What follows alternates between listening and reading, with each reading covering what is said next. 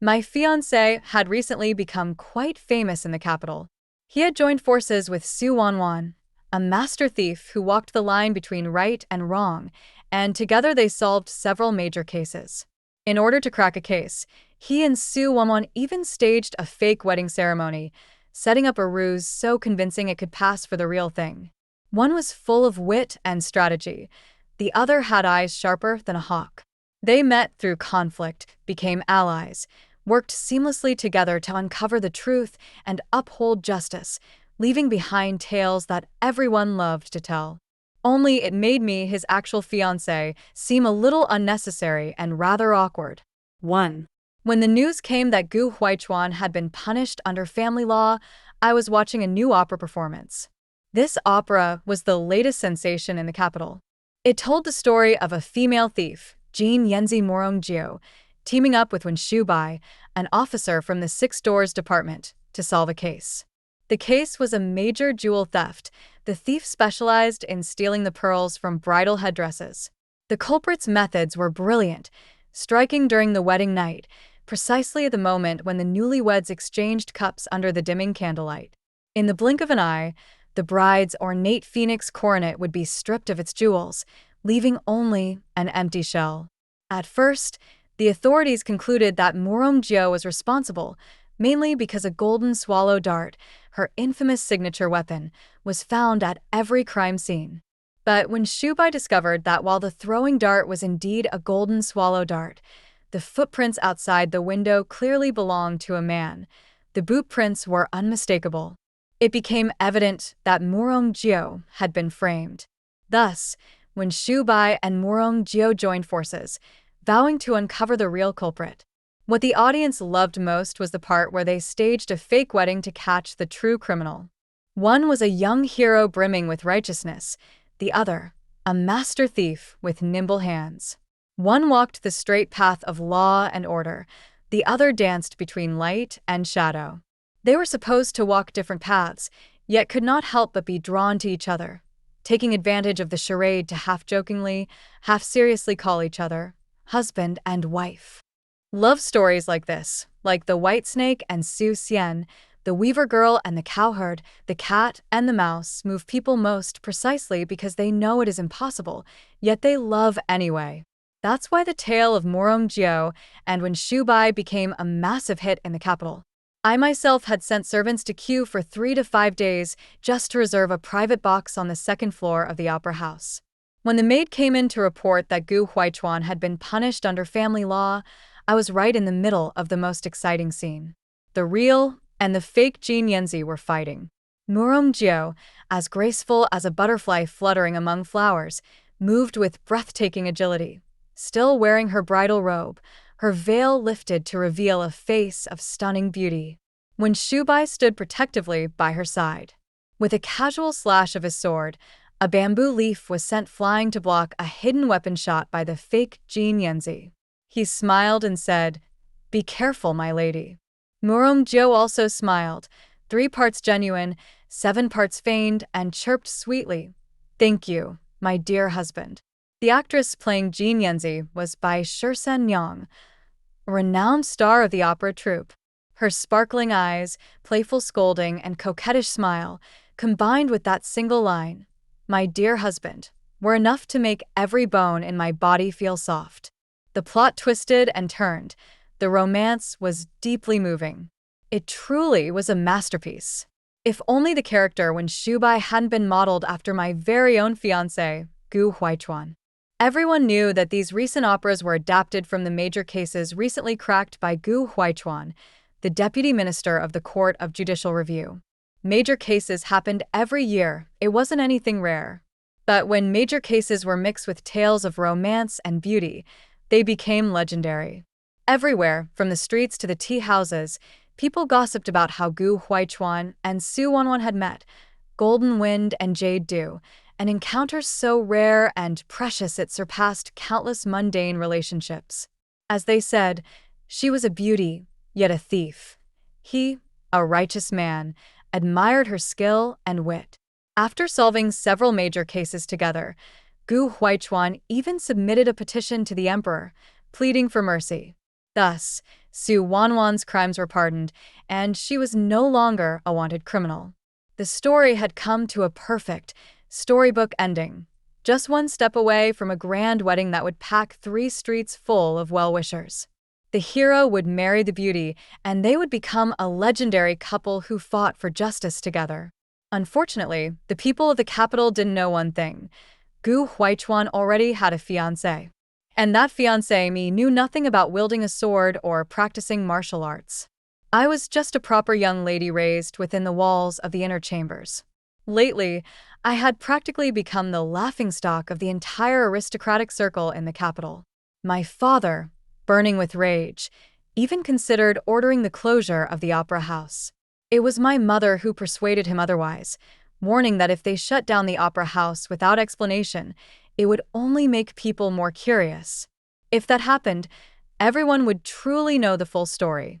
The opera about the righteous detective and the master thief was simply too popular.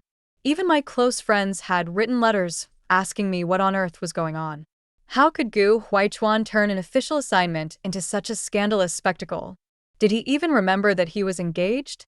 I picked up my brush several times, unsure how to reply. In the end, I wrote just one line. It was nothing but a staged performance. At least it preserved a shred of my dignity. Gu Huichuan had been punished under family law. Everyone in the Gu family kept their lips tightly sealed about the reason for the punishment. They said nothing at all. And yet, they had said everything. He had just earned new merits, was known for his refined character, and treated others with courtesy. He hadn't visited brothels, hadn't gambled, hadn't disrespected his elders. And still, he had been whipped under family law, 30 strikes of the rattan, leaving him unable to leave the house for 6 or 7 days, forced to take leave from his official duties. There could only be one reason. Because of Su Wanwan. 2. My engagement to Gu Huichuan was arranged 3 years ago. We were close in age, came from families of similar status, and at that time, one of my maternal uncles happened to have strong political ties with his father. With his mediation, the elders of both families naturally arranged our betrothal. Back then, he had just entered government service, and I had just made a name for myself in the capital with a chain performance at the Grand Princess's flower adornment banquet. A handsome man and a talented woman, the entire clan praised the match as perfect. I had asked my cousin to help us get acquainted, and I had met Gu Huichuan a few times. He was a refined gentleman, warm and courteous, and he conducted himself with the utmost propriety. Seeing that he lacked the usual frivolous habits common among sons of noble families, I was reassured and set my heart at ease, quietly awaiting marriage. After all, in a lifetime together, character was what mattered most. Moreover, Gu Huichuan truly was an impeccable suitor in both pedigree and demeanor. Before those scandalous tales about him and Su Wanwan spread all over the streets, I had been very fond of him. I had envisioned spending my life with him, growing old hand in hand.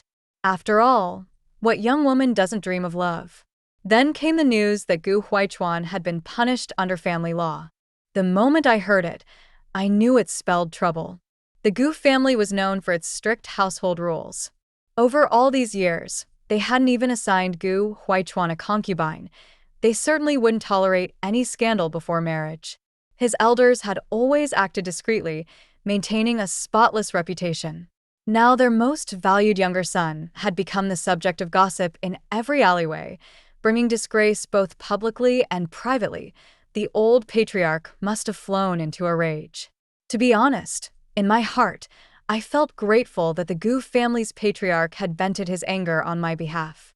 But looking at it from Gu Huichuan's perspective, what wrong had he truly done? He merely solved a few cases.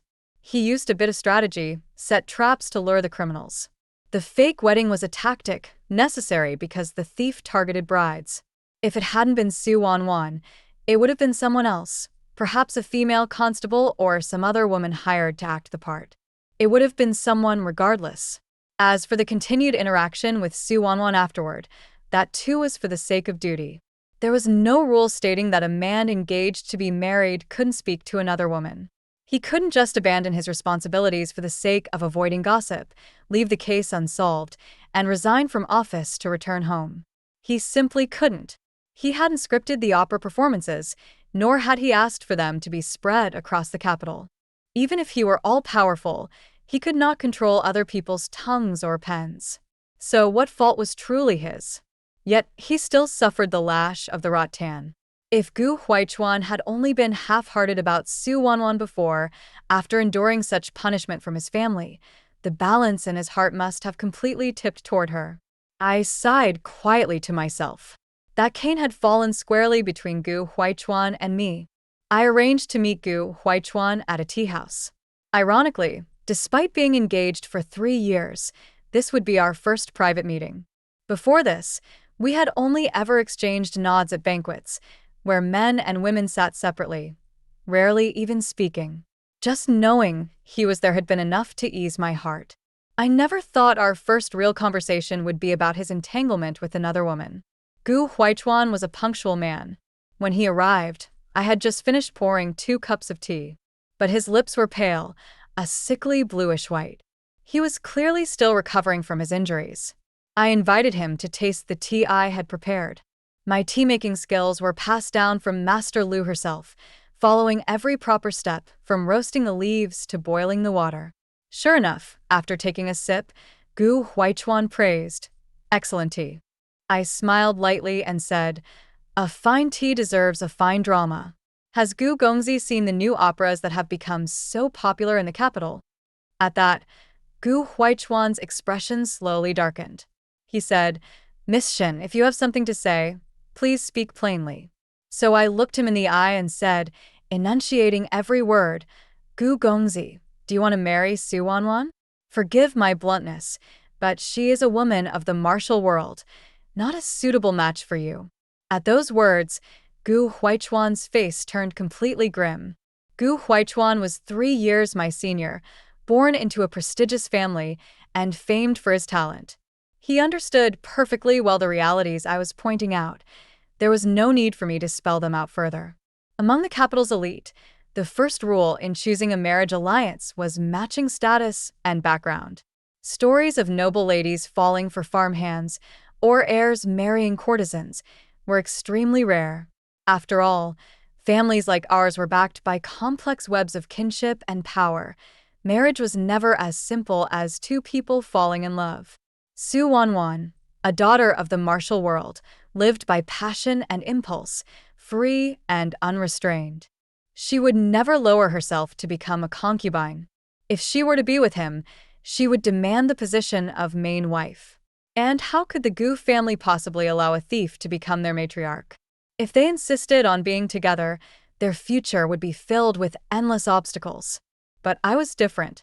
I was the prized daughter raised by the entire Qiao clan's efforts, well-read, well-mannered, and admired as a model for all the young noble ladies of the capital. I had spent years mastering the art of brewing the perfect cup of tea, learning how to manage household affairs, how to forge connections among noble women. I could distinguish the finest perfumes on the market, paint vast landscapes with ink, and play stirring melodies with my zither. I was the kind of young woman everyone wanted as a daughter-in-law. In truth, Gu Huichuan and I were a perfect match. Gu Huichuan said nothing, and so I too fell silent, lowering my eyes to watch the ripples in my teacup. Su Wanwan would never agree to be a concubine, and I would never surrender the position of the main wife. I waited, waiting for Gu Huichuan to give me an answer.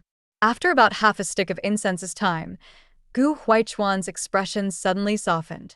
A faint smile touched his lips, as if he had thought of something.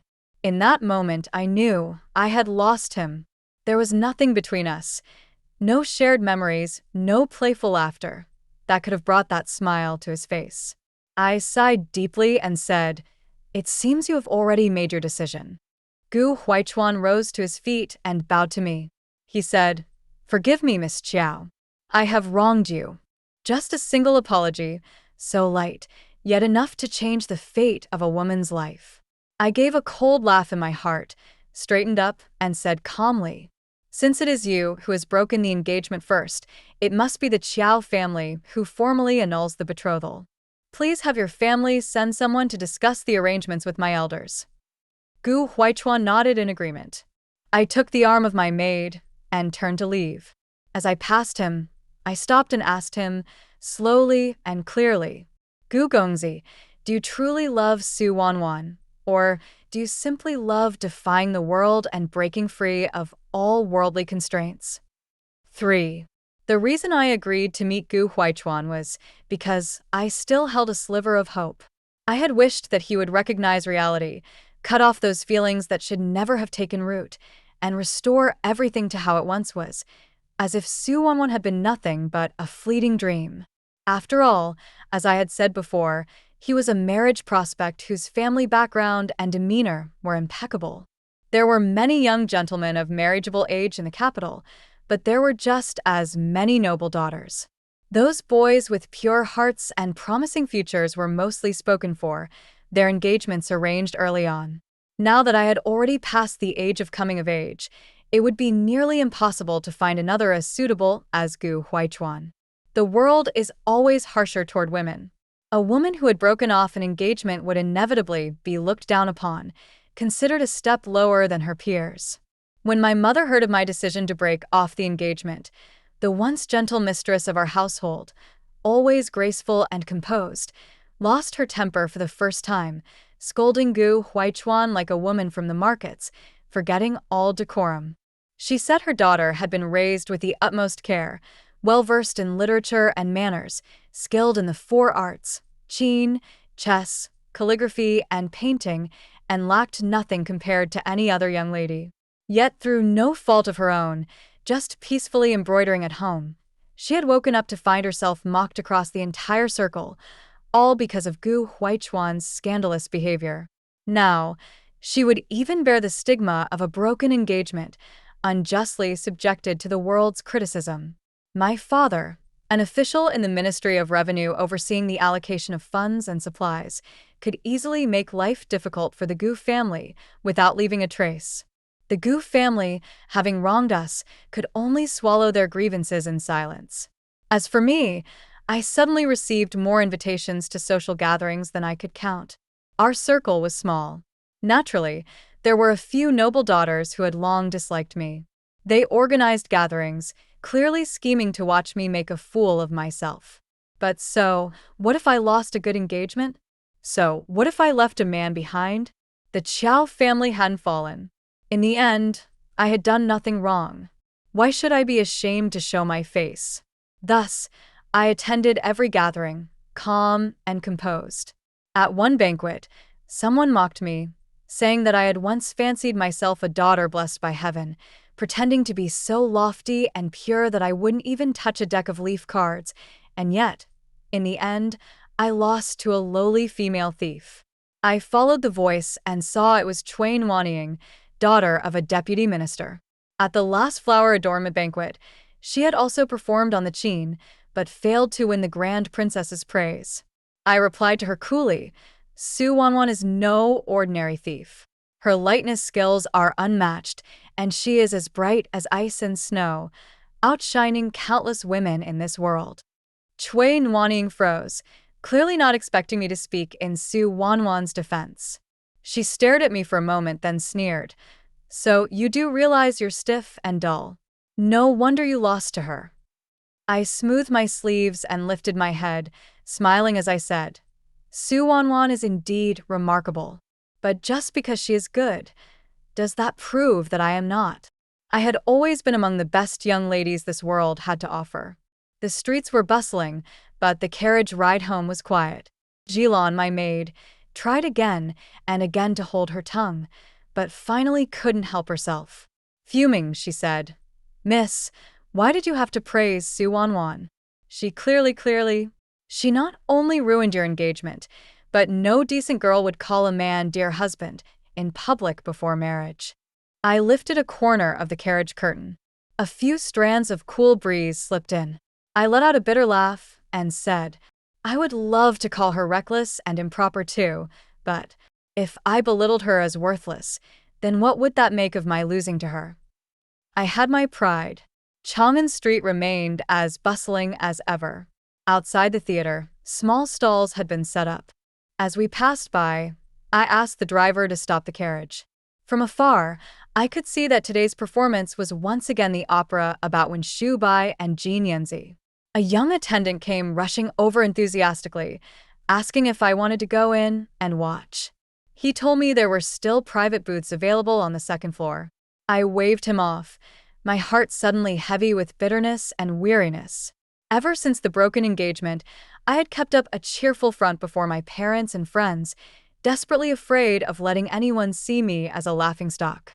Sometimes, I even found myself comforting my mother, never once shedding a tear for myself. But now, in a fleeting blink, I almost cried. I waved my hand again and said to the attendant that I didn't like watching plays. Why should I watch a love story that didn't belong to me? 4. Right now, my marriage prospects were neither high nor low, an awkward in between, and my mother's plan was to wait until after the New Year festivities to discuss it again. She believed it was important to choose carefully, to find someone with good character, and not to rush into anything. Mother considered everything for me. Marriage had always been something to be decided by one's parents, so naturally, I had no objections. All she wanted was for me to live a smooth, peaceful life. She just never expected that waiting a little longer would lead to trouble. At the imperial banquet during the New Year celebrations, His Majesty, in high spirits, decided to grant a marriage for the long unmarried General Huaihua. And with a casual wave of his hand, he pointed at me. That casual gesture landed on me like a heavy mountain. General Huaihua, Lefus, born Lefus, hailed from Guizhou. Years ago, during the turmoil in the northwest, our court sent Grand General Li Jingzhong to campaign against the Turks.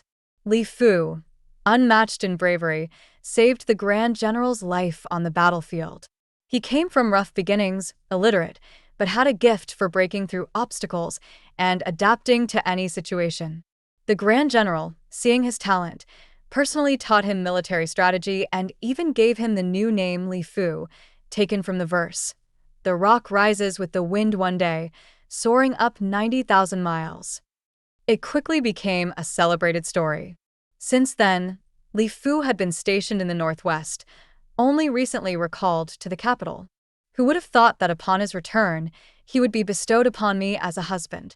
Mother bitterly regretted her earlier caution. She hadn't rushed to find me a match for fear that outsiders would gossip that the Qiao family was too eager to marry off their daughter and lose their dignity. Yet she hadn't expected things to take such a disastrous turn. Lefus came from humble origins and rose through the military ranks. In the army, he had a fierce reputation. Marrying a military man wasn't necessarily a problem in itself. But when Mother was young, she had two dearest friends, both married to military men. One's husband was a violent drunkard. Her kind advice to him only earned her beatings. Once a lively, lovely girl, she died tragically young. The other had married a good, honest man, but he died in battle, wrapped in his blood-soaked cloak, leaving her a widow for most of her life. After seeing the tragic ends of her two closest friends, Mother naturally carried deep fears. Thus, when choosing a husband for me, she had never once considered a soldier.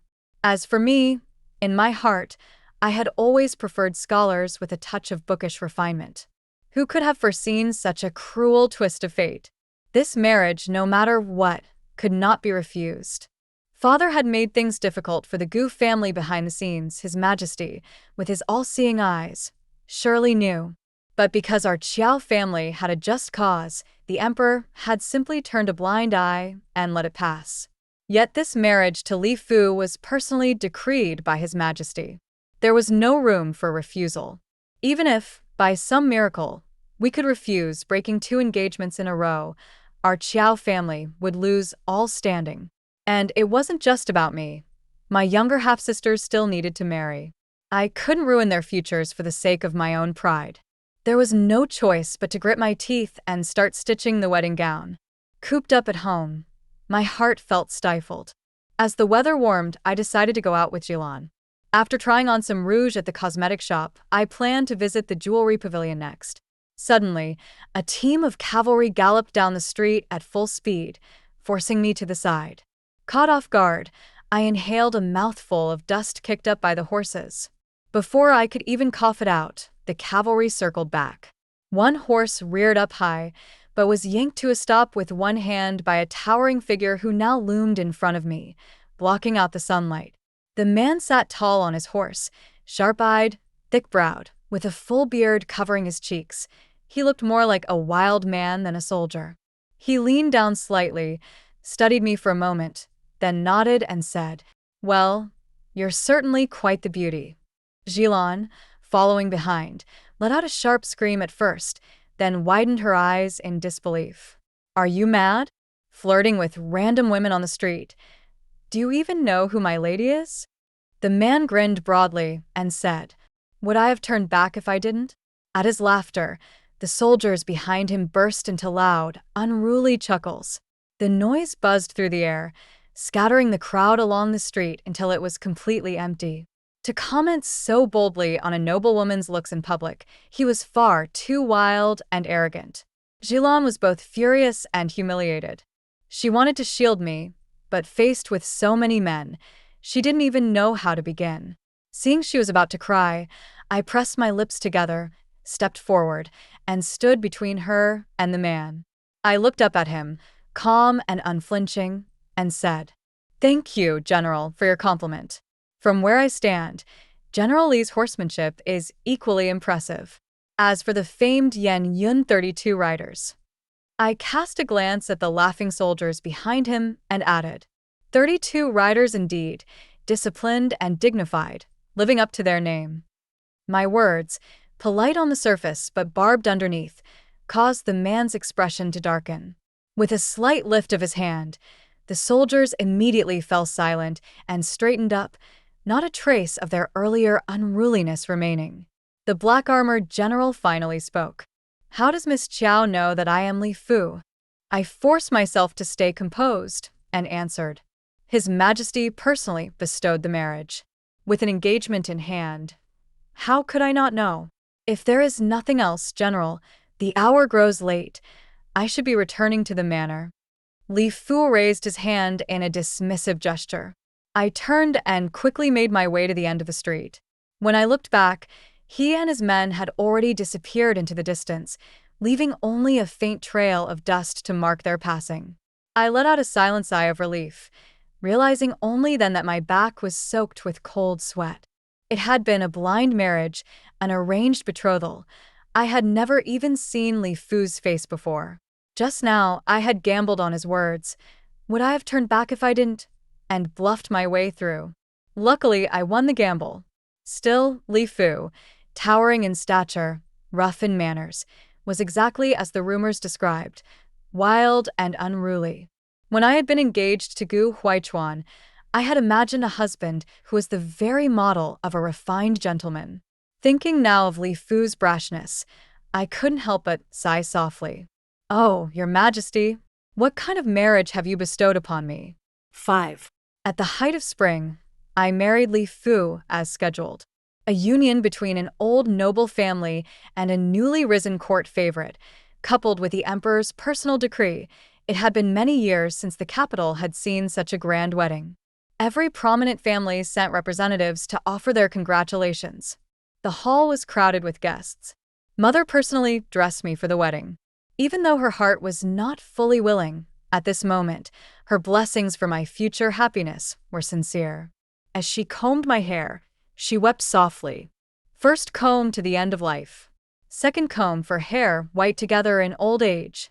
Third comb for a house full of children and grandchildren. My little cousin, young and lively, nibbled on a sugar figurine nearby. She didn't understand why her aunt was both laughing and crying. While Mother turned away, she leaned close to my ear and whispered mysteriously, "Don't worry, cousin. I sneaked out earlier and had a look. Your husband-to-be is very handsome." I flushed and scolded her in a low voice not to speak nonsense. She pouted, raising her voice just a little. "You don't believe me? Go see for yourself. He looks exactly like someone out of a painting." I thought to myself, I have seen him already. And he's no painting immortal, at best, a painting of Zhang Fei. Just then, firecrackers exploded outside, and the matchmaker cried out, "The auspicious hour has arrived." A red wedding veil was lightly placed over my head, and in an instant, my world was flooded with red and gold. A length of red silk was extended in front of me, stopping steadily at my hands. Lefus had come to lead me away. I held my breath for a moment, then reached out solemnly and took hold of it. The red silk tightened slightly, then led me forward with steady composure. The blare of wedding music and firecrackers filled my ears. Strangely, the more my sight was blocked, the more I wanted to peek. Through a tiny gap under the veil, I could faintly make out the hem of Lefus' robe. I had seen him before, wild and untamed atop his horse, rough as an unbroken beast. But now, unable to see clearly and led carefully by his hand, he seemed remarkably steady, so steady, in fact, that even I felt he was walking a little too slowly. Yet no matter how slow the walk, the end would come. Before leaving, the minister's mansion had always seemed vast. Now, hidden under the veil, it felt too small. 2 corridors and a few brief steps, and we had already reached the bridal sedan. Standing by its door, an unexpected pang of reluctance welled up inside me, and tears almost spilled over. Remembering it was a joyous day and that my mother had personally applied my makeup, I held my mouth slightly open, drawing shallow breaths to keep from crying. The red silk slackened. Through the veil, I sensed the man beside me bend slightly, using the motion of lifting the sedan's curtain to lean closer. He was built like a small mountain. As he bent down, a faint scent of wine enveloped me. I heard him murmur low and rough, "Don't be afraid." My heart skipped 2 beats. Then I thought there was nothing to fear. My parents were alive and well. In 3 days, by custom, I would return to visit them. My father was a civil official, Lefus a military commander, both important figures at court. The wedding guests included the full assembly of civil and military officials and prominent families and merchants from across the capital. It was too many to count. Laughter and merriment drifted constantly from the main hall. The candlelight shimmered throughout the estate until, at last, when the frogs outside had begun to croak with the evening, Lefus finally arrived. Carrying the faint scent of soap, he had clearly bathed. The wedding veil was lifted inch by inch, revealing the man's features. His nose was high, his eye sockets deep, and at this close distance, I noticed a small bump on his brow bone, a scar from an old wound. Just a hair's breadth higher, and it would have injured his eye. I could imagine how dangerous it must have been. I blinked a few times to clear my gaze and realized he had shaved off his full beard. He truly did deserve the word handsome my little cousin had used. But even without the beard, he couldn't scrub off the wildness in him. Under the soft light, Lefus stared at me without blinking. His gaze was so bold, so unrestrained, that I lowered my head in embarrassment and muttered, "What are you staring at?" The fleeting tenderness he had shown during the wedding procession was completely gone. With blatant brazenness, he said, "Bestowed by His Majesty himself, carried here in an 8-carriage procession, married with proper rights. What's wrong with looking at my rightful wife? Especially when you're so beautiful." Well, there it was, a 3rd-rank official, and yet at heart, still a soldier with no refinement. Among the noble sons I had known, not a single one would have dared to speak to me like this. Half flustered, half angry, I threatened, "If you keep staring, I'll blow out the candles." He chuckled. "Blow them out then." Looks like my lady is even more eager than I am. I choked on my words, unable to argue further, and simply turned my face away. Lefus moved 2 steps closer and sat down. It was a spacious bridal bed, yet the moment he sat, the space felt cramped and suffocating. I had never been so physically close to a man before, especially not one I barely knew. As he shifted, the mattress dipped slightly, and I instinctively gripped the edge of my sleeve, quietly edging away. Lefus clearly noticed. He lifted the corner of his mouth in a smirk. "Are you scared?" I bit my lip and retorted stubbornly, "Of course not." The red silk canopy fell, the jeweled hairpins swayed, and a cascade of black hair spilled down like a waterfall. The scent of osmanthus in my hair filled the air. In the chaos of the moment, through the gaps of passion and confusion, I caught a glimpse of his shadow cast on the wall. Like a fierce, prowling leopard. I'll admit it now. I was terrified. Terrified to the point that my whole body trembled uncontrollably. I couldn't help but call his name. Lefus paused for a moment, then gently gathered me into his arms, tucking a sweat-dampened strand of hair behind my ear. He said softly. Don't be afraid. 6. Early the next morning, Lefus stood by the window, watching me dress. Bathed in the first rays of morning light, his broad shoulders were straight as a pine tree, his waist tightly bound by a belt, outlining a lean and powerful figure. He looked content, but I could hardly share the feeling. After the ordeal of last night, like being mauled by a dog, who could possibly feel happy? If it hadn't been for the Emperor's decree, I would never have married such a rough man.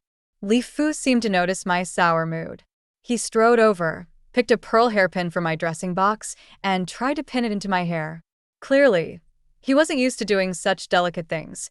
He shoved it in so roughly, he nearly tore apart my hairstyle, making me gasp from the pain. All the etiquette I had been taught as a noble lady flew out the window. I couldn't help but mock. Generally, this is your wife's hair, not the enemy's target on a battlefield. Lefus looked sheepish. This man, who usually carried himself so arrogantly, actually mumbled an apology. I'll be gentler next time.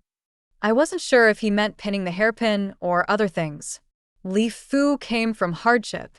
His parents had died early in the chaos of the Northwest, leaving behind only a widowed sister-in-law, Madame Jang, who now lived with him at the general's estate. Tradition dictated that in our wedding ceremony, we ought to have bowed to her as an elder. But Madame Jang had claimed illness and refused to attend.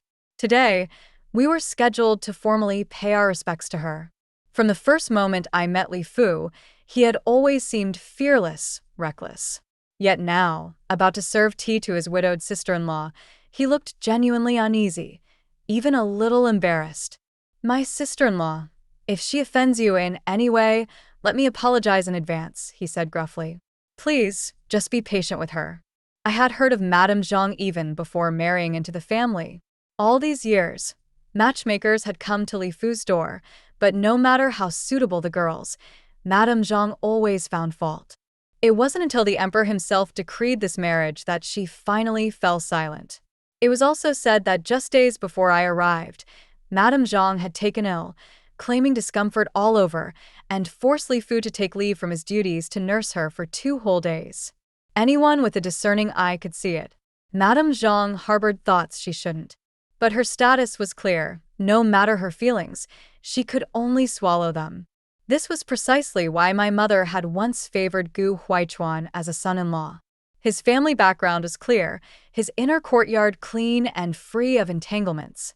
If only Su Wanwan hadn't appeared out of nowhere. But life never goes exactly as planned. I sighed, suppressing my lingering regrets, and asked Lefus seriously, "Are you truly willing to live a life with me?" We were tied by the Emperor's decree. There would be no easy way to separate in the future. If he wasn't sincere about building a life together, it would be better to be frank now. We could at least maintain appearances and preserve each other's dignity. Lefus froze for a moment, then said, What kind of question is that? Who marries a wife without wanting a good life together? Then tell me honestly, what exactly is going on between you and your sister-in-law? Lefus rubbed his forehead, looking uncomfortable. It's not that I don't want to tell you. I just don't know how to say it. When my brother died, he entrusted his wife to me. I was still a young soldier then. Whenever I had free time, I helped her chop firewood or haul water. If it was around mealtime, I sometimes ate at her house. He looked at me, guilty. I was young and didn't know how to avoid suspicion. Over time, she misunderstood. I've explained it to her many times, but my sister-in-law isn't someone you can reason with. Anyway, it's my fault for not handling it properly. So the falling flower had feelings, but the flowing water remained indifferent. I nodded, finally seeing Lefus in a slightly better light. If she's your elder and has cared for you, then she deserves proper respect. Now that we've talked things through, you and I are husband and wife. There should be no more misunderstandings between us. I ordered Jilon to prepare some proper gifts for the visit. At Fenghe Courtyard, I finally met Madame Jang in person. Her skin was tanned, and though her features suggested she was no more than 26 or 27, she wore dark, heavy clothing that made her seem older than her years. She reclined on a couch, a handkerchief covering half her mouth and nose, playing the part of a frail, recovering patient. When she saw me brewing tea, her eyes were full of disdain. She said bluntly, "Back in the Northwest, we didn't have such luxuries. Forget tea leaves. Even a pot of clean water was rare. You young lady, raised like a delicate flower, surely can't endure hardship." Everyone praises how grand the capital is, but I still miss the days with Erlang in the Northwest. Hard as they were, at least there was genuine affection. Back then. Lefus cut her off sharply. Things are better now. Why keep clinging to the past? Madame Jang coughed heavily and clutched her handkerchief tighter. Yes, your life is better now. Why should you care about the past? Only I still remember those days. Sensing the growing awkwardness, I hurried forward to smooth things over. My husband grew up amidst hardship. I must thank sister-in-law for caring for him all these years. If you truly miss the Northwest, perhaps we could renovate the old home in Boisjeu. You could go back for a visit, see the old neighbors, it might lift your spirits. Madame Zhang's hand stiffened around the handkerchief. Waste money on such a trip? Besides, with my health, how could I endure the journey? Here in the capital, I have no other relatives. Only Erlang to rely on. Now that I'm old and useless, I suppose I'll just be a burden to you. I smiled gently. How could you say that?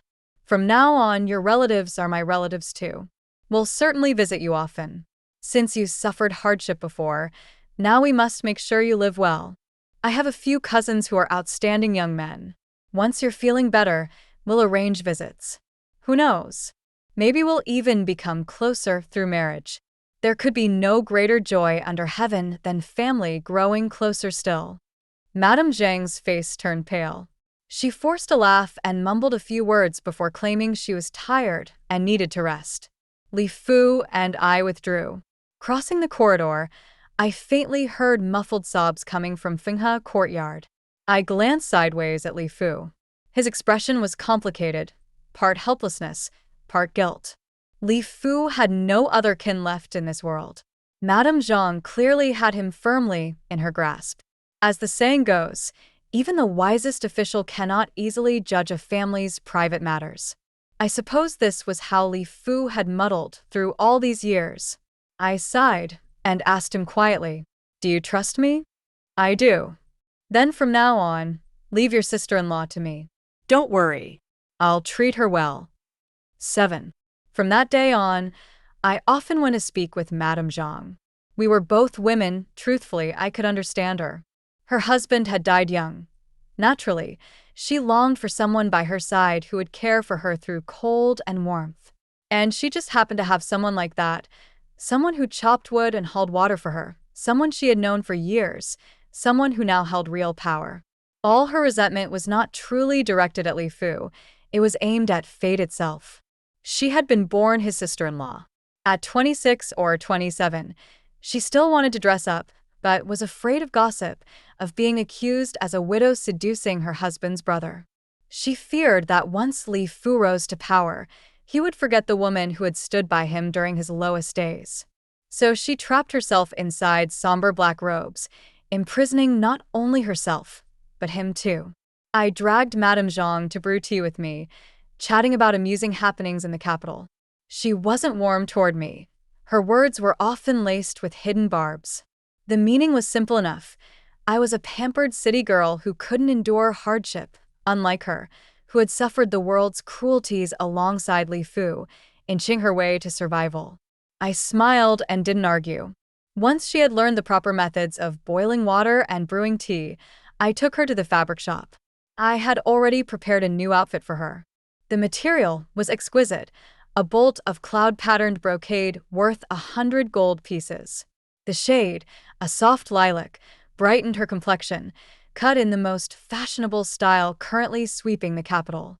I could tell she liked it, but still, she stubbornly chose a dull, autumn-hued fabric instead, claiming it was to save money for Lefus. as if her frugality somehow made her more virtuous, more deserving of Lefus. I pretended not to notice her awkwardness and turned my eyes, saying lightly, "Sister-in-law, you endured so much hardship alongside him. Spending a little of his silver now is only right. He fought and bled on the battlefield, for what if not for the women at home to live comfortably?" Without waiting for her reply, I grabbed the drab fabric from her hand with one hand and with the other shoved her and the new dress into the fitting room. She had no choice but to change.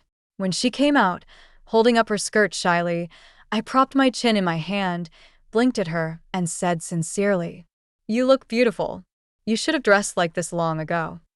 Perhaps it had been years since she wore anything so vibrant. She held her skirt, looked at me, and slowly a blush crept up her cheeks. Her lips moved slightly, but in the end, she found no words to criticize. Now that she knew the proper etiquette and had dressed herself anew, I took her to a gathering of noble women in the capital. Madame Jang, as the principal lady of the general's estate, often received invitations to such events, but she had always looked down on the delicate airs of the noble ladies and rarely made appearances. Today, following behind me, it was her first real debut. I introduced her openly and proudly to every acquaintance, saying that during my husband's difficult youth, it was she who supported him, that she was strong and resilient, having held up a household alone, that now, as the mistress of the general's estate, she lived frugally and managed affairs with diligence, a true role model among women.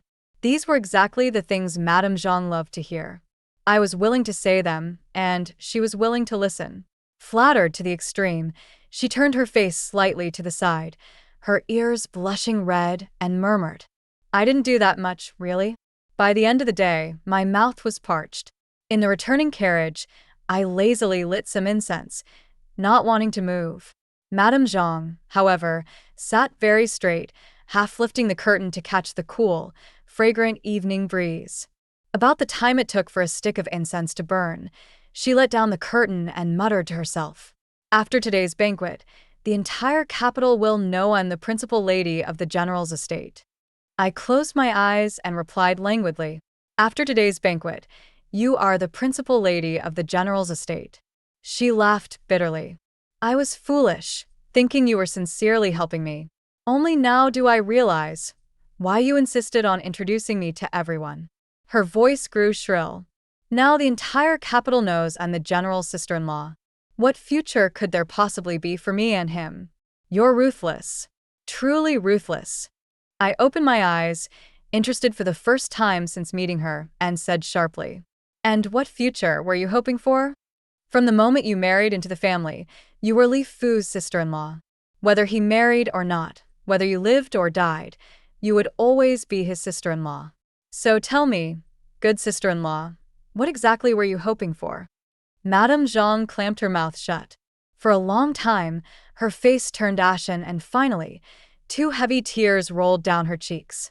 It was the first time she cried in front of me. She wept bitterly, inconsolably. Between sobs, she poured out her grievances, about the hardships she had endured, about how fortunate I was to be born into wealth and luxury, never having suffered, yet still becoming the general's wife.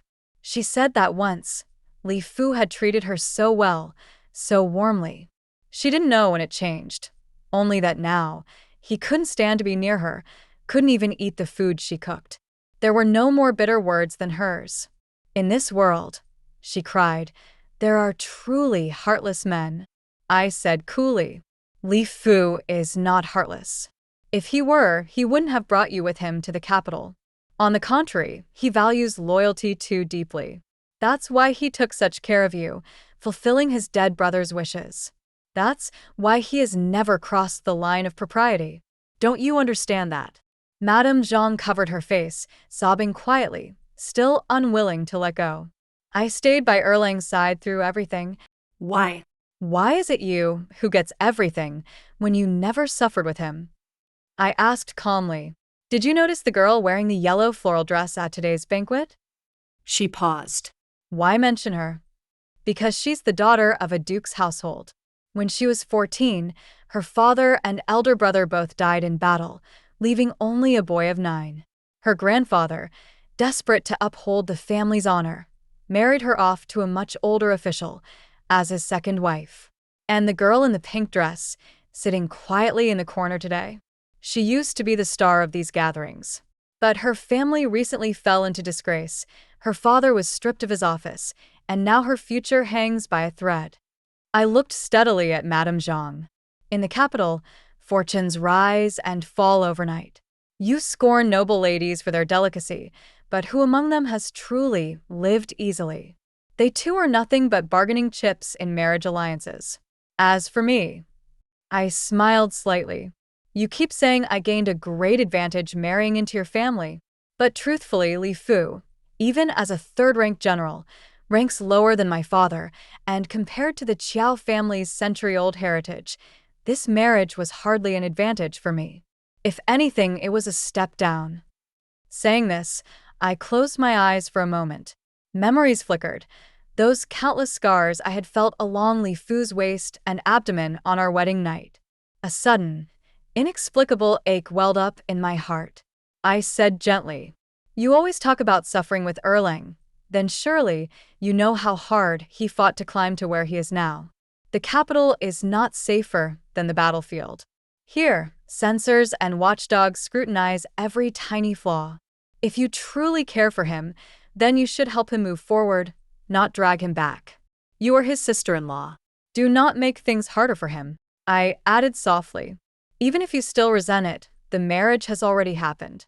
The timber is already cut. If you continue to torment yourself, you're the only one who suffers." Madame Zhang stayed silent for a long time. When she finally spoke, it was a choked whisper filled with bitterness. Why? Why did I end up with nothing?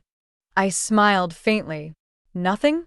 You are the principal lady of the general's estate. Who would dare speak ill of you? Lefus is a man of loyalty. He still sends money every year to the families of the comrades he lost in battle. He will not forget you either. He won't mistreat you. I looked at her sincerely, my voice softening. Besides, you've finished your 3 years of mourning. You wore that lilac dress today, and you looked beautiful. Don't you like it? 8. After that, Madame Zhang changed. She abandoned her old, somber fabrics and had new clothes tailored, appropriate to the season. She no longer cried endlessly, nor constantly brought up the hardships she endured in the Northwest. One day, Lefus came to find me. "What kind of witchcraft did you use on my sister-in-law?" He had regrown his full beard again, looking like a wild man, and the sight of him irritated me. Without much patience, I said, "I've sorted things out for you. How are you planning to repay me?" For once, Lefus became serious. He asked, "Whatever you want, I'll find it for you, even if it's at the ends of the earth." His words had been casual, but he meant them sincerely. Yet I couldn't think of anything I truly wanted. Lazily, I handed him a brush instead. "Help me draw my eyebrows." Lefus was supposed to be heading to the barracks. His riding whip was tucked at his waist, a long sword hanging across his chest, his uniform neat and sharp, emanating a rugged masculinity. But when I spoke, he obediently took the brush, stepped closer, and gently lifted my chin under the morning light. I had seen him wield a sword before, such a heavy blade that even 2 of my hands together couldn't lift it, capable of cutting through enemy armor with a single strike. Yet now, holding a feather-light eyebrow brush, he seemed unsure, clumsy, unable to begin.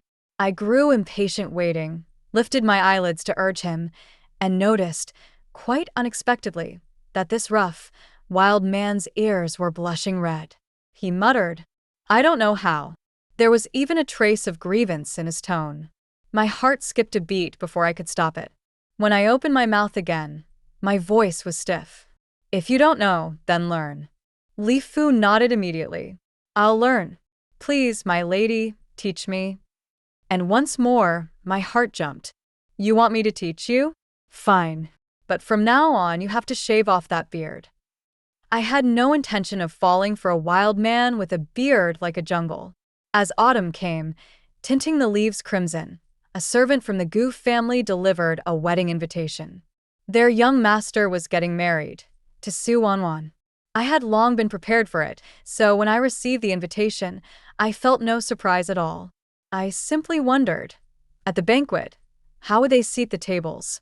Su Wanwan's family and the Gu family's relatives surely wouldn't be able to share one. When I married Lefus, the Gu family had also sent a generous gift. So I compared the gift list, opened the storeroom, and selected a present of roughly equal value. It wasn't appropriate for me to attend Gu Huichuan's wedding personally. Instead, I handed the prepared gift to Lefus to deliver. Lefus nodded coldly. Why give him something so valuable? As the saying goes, courtesy demands reciprocity. You're both officials in the same court. You should maintain cordial relations. Lefus grumbled. What's there to maintain? When I first came to the capital, I heard all those gossipy plays about him. Hearing him speak up for me, a warm current swept through my heart. I smiled and said, if it weren't for what he did, would the two of us have had the fate to meet? Lefus, still fuming, went to Gu Huichuan's wedding banquet. When he returned, he became strangely secretive, locking himself up in the study for long hours and forbidding anyone to enter. Especially me. I didn't know what he was doing inside. But since we were husband and wife, I chose to respect him. He didn't speak of it and I didn't pry. I simply ordered the servants to bring him a bowl of ginseng tea every night. Until one night, I awoke from a dream and heard him mumbling beside me. He said, "A gentleman is not a mere tool." For a moment, I thought I had misheard. How could Lefus utter such a phrase? But as I leaned down and listened carefully, he repeated it clearly. "A gentleman is not a mere tool." Thinking of his recent odd behavior, I suddenly realized something. I tucked the covers around him carefully, put on a robe, lit a lamp, and walked quietly to the study. Lefus' study was sparse, almost like a military camp, just a desk and a chair. Not even a decorative vase. Papers and books were strewn across the table. There were military texts, of course, but also the 4 books and 5 classics and histories of previous dynasties. The military manuals were worn with use, but the books of Confucian teachings were only half used, the pages still crisp. A poetry collection lay open on the desk. Someone had marked a line. I leaned closer to read. At leisure, I lay high on East Mountain. Still, it's not too late to save the world. The words East Mountain were circled heavily, as if the reader had puzzled over them. At that moment, there was nothing left to wonder about. Lefus was secretly studying. My chest tightened. I remembered the old stories, how he had once been illiterate. While Madame Jang had always harped on about the hardships of the Northwest, Lefus had never mentioned it. In the army, while others sought out pleasure and entertainment during breaks, he had buried his head in learning words and writing commands, step by step, fighting his way to where he stood now. Children from families like mine started schooling at 5 or 6, with private tutors coming to the house. Lefus' enlightenment must have come late, and without good teachers. Who knew how he had learned? My heart ached. I sat down, lit the lamp properly, picked up a brush, and began making annotations for him. Compared to true scholars, I was nothing. But to explain these texts to Lefus, my knowledge was more than enough. The poetry collection was thin, yet almost every page he had marked. I wrote and wrote without realizing I had worked through the night. At dawn, the door suddenly burst open. Lefus, still in his nightclothes, rushed in and swept me into his arms. "Why are you here? I woke up and couldn't find you. I heard you mumbling in your sleep. A gentleman is not a mere tool. So I came to check the study." He stiffened. What? A gentleman is not a mere tool. Lefus abruptly let go of me, hurried to the desk, and started scooping up books and papers chaotically. Don't get the wrong idea. I just thought I should learn a little. After all, being a court official and all. I looked at him steadily. How long were you planning to hide it? It's nothing shameful. Lefus' face turned pale, then red, like a defeated rooster. His eyelashes trembled slightly before he sagged and confessed hoarsely. I saw Gu Huichuan at the banquet. He really is impressive, both in martial arts and scholarship. I don't want you to feel wronged by marrying me. The first time I saw Lefus, he had ridden at the head of the Yen Yun 32 riders, full of confidence and pride. Now he felt inferior. I said quietly, Gu Huichuan is very capable. But so is my husband. You enlisted young. Among all those who joined with you, how many survived? Of the survivors, how many earned military merit? Of those with military merit, how many rose to the third rank? Out of tens of thousands, only one became you. Why would I feel wronged? Lefus looked at me silently. After a long time, he drew me tightly into his arms. It was an embrace unlike any he had given before. Deep, fierce, trembling. When he finally spoke, his voice was raw. How fortunate I am to have a wife like you. Buried against his burning chest, I blinked slowly and called out softly, Husband. 9. Another year passed, and I found myself pregnant. Madame Jang discovered a new hobby, making little tiger head shoes every day. I had no idea how a woman born and raised in the Northwest had somehow learned such perfect suzhou embroidery.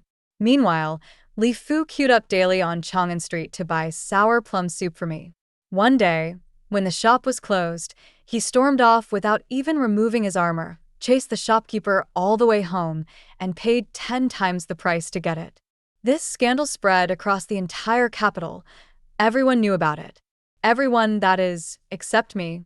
It wasn't until my mother wrote a letter urging me to rein in my husband's wild behavior that I found out. I flew into a temper and scolded Lefus fiercely.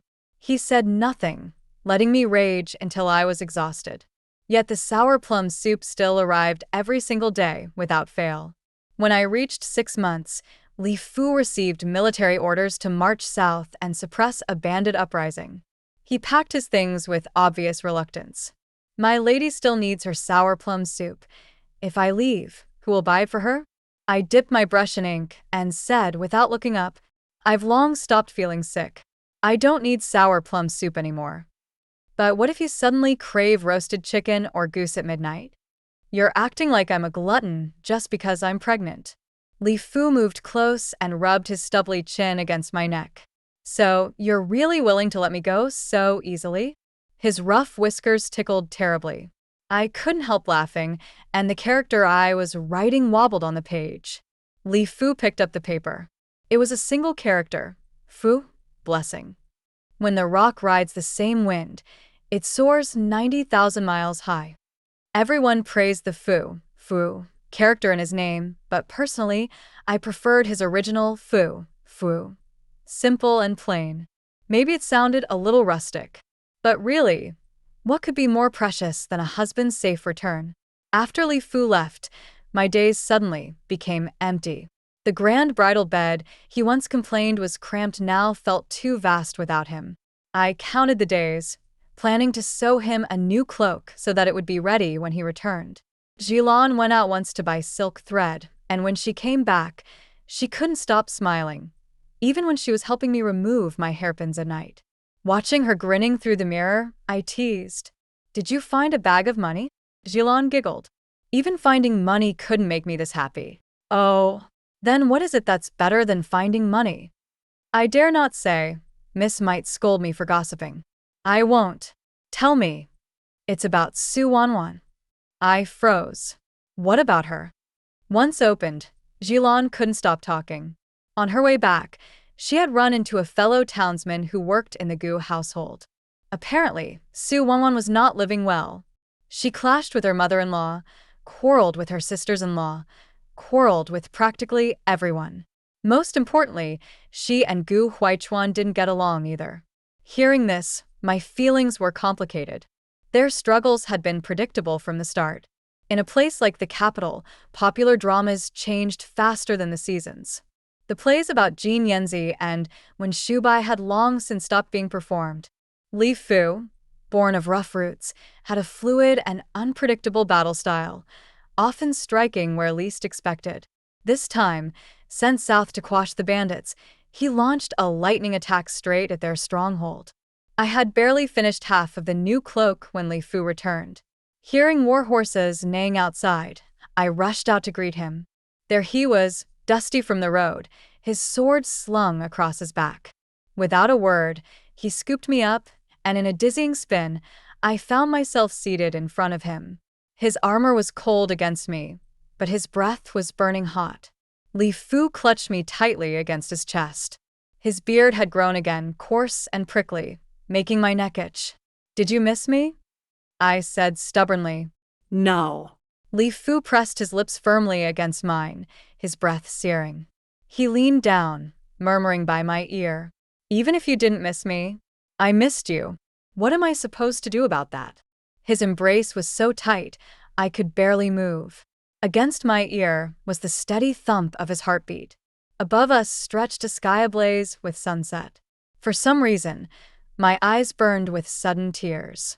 "Even though it's only 7 months," I whispered, "I was terrified every day you were gone. Afraid I'd go into labor early. And you weren't here." "Next time," I said, voice trembling, "you're not allowed to leave." Lefus gently steadied the swaying hairpin by my ear, bent down, and rested his forehead lightly against my rounded belly. In a low voice, he promised, Amen.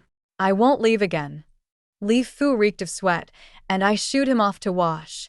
Unexpectedly, he came back in less time than it took to drink a cup of tea, his eyes bright, his whole demeanor eager, like a wild wolf waiting to be praised. I accidentally brushed his wrist, and was shocked at how cold it was. I asked instinctively, "You bathed in cold water?" Lefus nodded. "Cold water is faster." "What's the rush?" "Cold water's bad for your health." Lefus reached out, wanting to hold my hand, but worried he might chill me, he only brushed my fingertips lightly. "No matter. I'm used to it. Back when I was in the Northwest Army." "This isn't the Northwest," I interrupted, smiling at him. "We're not short on water or firewood here. There's no need to rush anymore. After all, we still had a whole lifetime ahead of us." Extra. The next time Gu Huichuan saw Xiaomi was in the backyard of a Buddhist temple on the outskirts of the capital. His little ewer had been crying through the nights without end. They had tried everything, to no avail. Finally, someone suggested inviting a revered monk to take a look. Within 100 miles, the most eminent monk was none other than Master Kuji of Baiyun Temple. But the master was nearly 100 years old and hadn't ascended the mountain for many years. A baby just a few months old couldn't understand reason. Even at the temple, the child continued to wail incessantly. Master Kuji was busy receiving other visitors. Afraid of disturbing the pilgrims, Gu Huichuan took the baby to walk around the backyard instead. And there, he encountered Xiaomi. She stood beneath a rose tree, her face serene and calm. Her hair was styled in the manner of a married woman, a small child circling at her feet, with 2 maids standing nearby. Her entire presence radiated the quiet, steady peace of a life well lived. Privately, Gu Huichuan had not wished to encounter Xiaomi. At the very least, not under such circumstances. Even without a mirror, he knew how utterly disheveled he must look. Sweating in the stifling summer heat, holding a baby who had just wet itself, his robes half torn and hanging open. They stood in silence until finally, Xiaomi spoke first. "If you don't mind," she said gently, "may I hold the child for a moment?" Gu Huichuan had meant to refuse. But little Ewer was howling so miserably, this tiny infant proving far more exhausting than any intricate case he had solved. He glanced down. The child was nearly choking from crying. Left with no other choice, he handed the baby over. Xiaomi received the child with practiced ease, patting and rocking until, miraculously, Ewer gradually quieted down. "Why are you here alone? Where's his mother?" "Wanwan isn't feeling well. She's resting at home." Gu Huichuan blurted out the lie without thinking. In truth, his wife, Su Wanwan, had smashed a whole tray of teacups this morning, demanding a divorce with tearful determination. He hadn't even had time to properly talk with her. Between the wailing child, his mother collapsed in illness, and a mountain of pending official business, he had been stretched far too thin. But such matters were not to be shared with outsiders. Especially not with Xiaomi, the woman who had almost become his wife. Xiaomi didn't press further. She simply hummed a soft tune, swaying lightly. The little boy at her feet immediately pouted, whining, "Mother, I want to hold the baby too." Gu Huichuan's lips moved slightly. He hesitated, debating whether he should take Yuer back. Fortunately, the wet nurse who had gone to fetch fresh clothes arrived just then. Relieved, Gu Huichuan watched as Xiaomi gently passed the baby over to her. It was only then he noticed. Because she had cradled Yuer, the front of Xiaomi's dress and the sleeves had been dampened with urine. All the eloquence he prided himself on, his ability to argue, to persuade, to master any situation, vanished. Shrinking awkwardly into his sleeves, he didn't know what to say. Apologize? How hollow those words seemed. Offer compensation? The Qiao family hardly lacked for silver. Give her his outer robe? Hardly appropriate between an unmarried man and woman, even more so, given their past. Yet Xiaomi seemed completely unbothered. She smiled faintly, said she would return to the carriage to change clothes, gathered up her child, and left. As she brushed past him, Gu Huichuan caught a whiff of the faint osmanthus fragrance lingering in her hair, soft and elusive as mist. How poised she was. How clumsy he was in comparison. It was at that moment that Gu Huichuan, like a man possessed, suddenly remembered the last thing she had ever said to him. It was when he had first decided to give up on Xiaomi and marry another woman instead. Xiaomi had left just as serenely back then, merely brushing past him, looking at him with those clear, calm eyes and asking, "Young Master Gu, do you truly love Su Wanwan? Or do you simply love the thrill of defying the world, breaking free from convention?" Of course he had loved Su Wanwan. For a long time he had believed it firmly. He and Su Wanwan, mutual affection, a love story blessed by the heavens. True, their statuses didn't match perfectly. True, there were visible, foreseeable difficulties. But weren't such obstacles made to be overcome? He was Gu Huichuan. Who was he? A man who broke case after impossible case, a boy genius full of ambition and invincibility. He would save the world. He would conquer it under his feet. Compared to his grand life's mission, a little turbulence in love was nothing. Their romance had been the talk of the entire capital, an epic saga, sung in every tea-house and theater. But the stories sang only of grand passions, never of the mundane burdens of daily life. Soon after marriage, cracks appeared. Su Wanwan was a woman of the martial world, bold, impulsive, unrestrained. But managing a household, buying land, overseeing finances, supporting an entire family branch, those were not her strengths. For a man of Gu Huichuan's stature, his wife needed more than brilliant lightness skills. He needed someone like Xiaomi. Su Wanwan clashed with his mother. She clashed with his sister-in-law. She clashed with nearly everyone. She refused to be confined to the inner quarters. She took a position as a constable and performed admirably. But his mother never forgot that she had once been a criminal wanted by the court. It hurt his career prospects. His family constantly pressured him to take a more suitable concubine. His sister-in-law, raised as a noble daughter, couldn't truly get along with Su Wanwan, nor with the wandering rogues and unsavory friends she associated with. At first, Gu Huichuan worked hard to mediate. He arranged everything, just like their wedding feast, where he had somehow managed to seat both sides peacefully. But, a man's strength eventually wears thin. He could be defiant for a while, but not forever. During one of their worst fights, Gu Huichuan had blurted out, "Why can't you learn from Xiaomi?" The entire capital knew that Marshal Lefu's household once harbored an unclear scandal regarding a sister-in-law. Yet after marrying Xiaomi, everything had settled peacefully.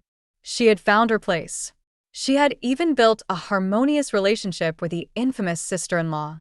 Lefu, once merely a soldier, had now improved his scholarship dramatically, completing what had once been his greatest shortcoming.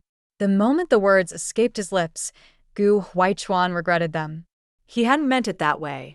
But to Su Wanwan it meant exactly that. She stared at him, disbelieving, her gaze shattering into pieces. You regret it, don't you? You finally admit it. You regret marrying me. If you could choose again, you would have picked Xiaomi. I should never have married you. At that moment, Gu Huichuan felt exhausted. How had things turned out this way? Once, they had been so happy. Golden winds and sweet dew. Envy of the entire city. A love story straight from the pages of romance novels. And now? Now life had been worn down by petty arguments over daily trifles. At that moment, for the first time, Gu Huichuan allowed himself to wonder. If he had made a different choice back then, if he had followed the path arranged by his parents, would life have been easier? Parents did arrange marriages for the family's benefit, but they also truly wanted happiness for their children. Marrying within one's class wasn't just about social standing. It was about matching upbringing, education, values, so that the days after marriage would be easier. Maybe. His life could have been smoother. The mountain wind rattled the evening bell. Gu Huichuan turned, dazed, watching Xiaomi's figure drift away into the distance. And only then, belatedly, did he realize. The plays about when Shu Bai and Jin Yanzi. The theaters hadn't performed them in a long, long time. And